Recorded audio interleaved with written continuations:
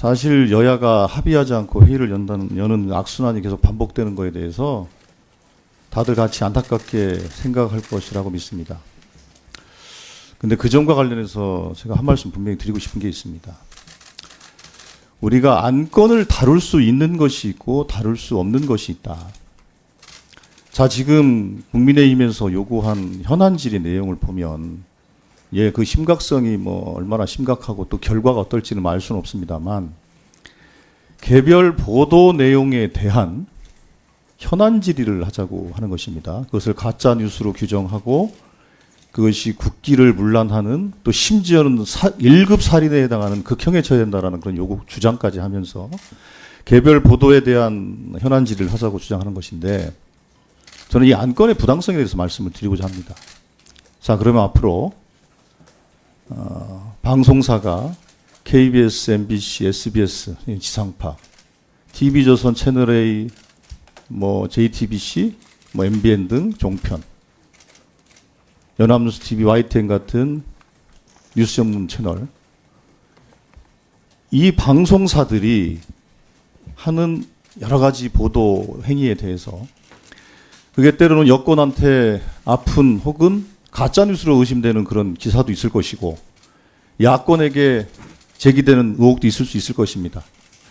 그러면 이런 개별적인 뉴스에 대해서 우리 과방위가 현안 질의를 통해서 그 뉴스에 대한 시시비비를 다 가리자는 것이 온당한 일이라고 생각하시는지 저는 그게 좀 의아합니다.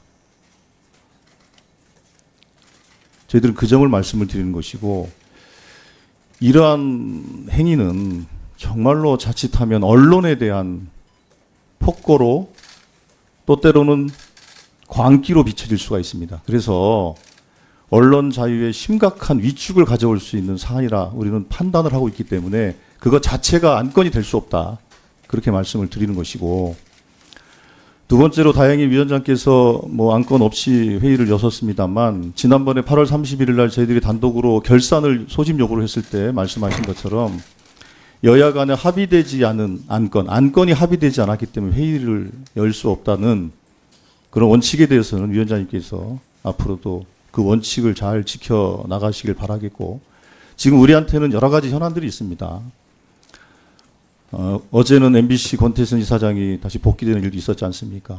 찍어내기, 해촉, 면직 과정들에 대한 부당한 불법성들에 대한 확인은 또 해야 될 것이고 여러 가지 사안들이 많습니다. 그 부분에 대해서는 우리가 시간을 두고 논의를 어떻게 해나갈 것인지에 대해서 충분히 논의를 할 겁니다. 그런데 저희들은 그 개별 보도에 대한 시시비비를 가리자는 이런 사실상 언론 보도 검열에 해당하는 그런 안건에 대해서는 수용할 수 없다는 점들을 다시 한번 분명하게 말씀을 드리겠습니다. 저희들의 그 뜻을 전달하고자 제가 대표로 왔다는 말씀을 드리겠고 저는 이제 이만 물러가도록 하겠습니다.